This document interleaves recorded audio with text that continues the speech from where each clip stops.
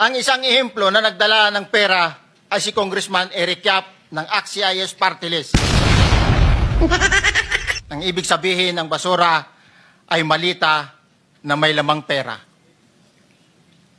Ang bawat malita ay may lamang humigit kumulang 48 million pesos.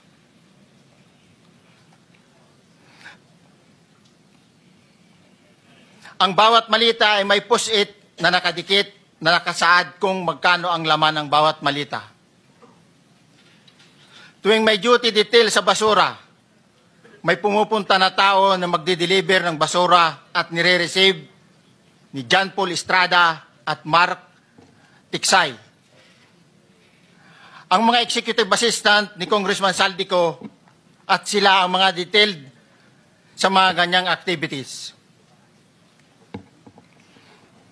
Ang mga nangyayari kapag duty kami sa basura, kalimitang dinadala sa bahay ni Congressman Saldico sa Valle Verde 6 at tinatanggap naman ni Mark at ni Paul.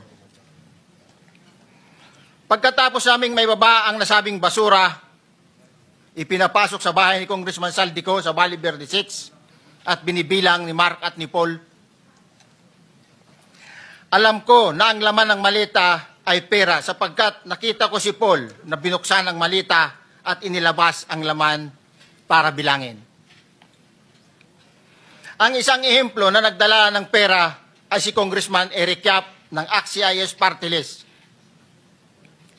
46 na malita ang dala niya sa bahay ni Congressman Saldico sa Valle Verde 6.